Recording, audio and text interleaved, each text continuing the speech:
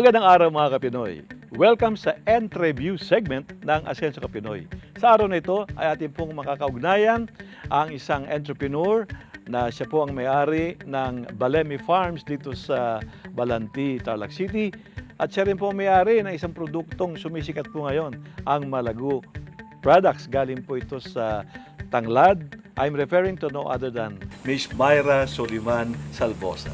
Hi po. Welcome to Asenso Kapinoy. At kailan mo na-realize ang iyong hilig sa entrepreneurship? Ang background po ng family namin, mahilig sa negosyo. So, nung ako po ay pumasok sa pagiging empleyado, parang kakaiba po yung ginawa ko.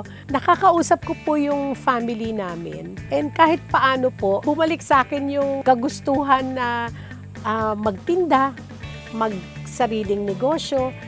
Binibisita ko po noon yung lolo ko sa Cebu. Pag nagpupunta ako sa kanya, nagkwekwentuhan kami, na-inspire ako sa mga kwento niya tungkol sa pagnenegosyo. Sabi po niya, tinanong po niya ako, sabi niya, do you know the difference between an entrepreneur and an employee? Sabi niya ganon.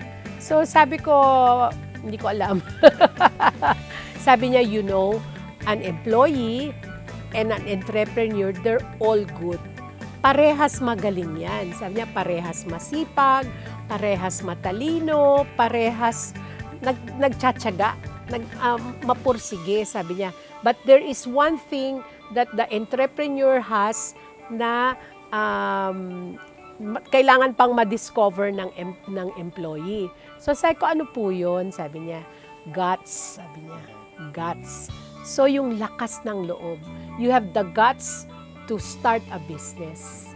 One of the things I realized is hindi po sa laki ng kinikita, pero kung paano ka gumastos. Kung ano man yung naibigay sa atin, marunong tayong humawak ng pera, marunong tayong magpalago ng mga binibigay sa atin ni Lord. Natuto rin po ako sa husband ko na dapat matipid, dapat masinop. Kami po, nagsimula kaming maliit. We think big, but we start small. Kami po, nagsimula kaming maggawa ng sabon. Little by little, just one box first. So, yung capital po noon, ang isang box ng glycerin, yung raw material namin, 4,500. So, ang maganda pala sa pagiging entrepreneur, so meron kang passion, may hilig ka, pero it's not enough na gusto mo lang. You need to learn. Innovation po, ang innovation napaka-importante. You have to keep on thinking of new products so you will always be ahead. Ang market, pabago-bago eh. Pag nakakita ng iba, dun ma-attract. Kailangan nag-i-innovate ka. Importante po yung guts nga. Yung nagtitake ka ng chance, yung malakas ang loob mo. Ano ang mga tips na pwede mo ibigay sa ating mga viewers ngayon who are aspiring entrepreneurs? Sa akin po, meron po akong personal na advocacy at yun po yung pag may problema, may solusyon. Importante po na hindi lang tayo nag-iisip na, oh, may problema, anong gagawin natin? Iisipin natin na maraming paraan, maraming solutions. Yung papa ko po, ang tawag po niya doon, diskarte. Street smart na yes, diskarte. Exactly. Yung hindi naman lahat talagang nasa libro lang Opo. Meron talagang lalabas Opo. based on our experience, Yes, based yes. on, pakikihalubilo mo sa mga tao.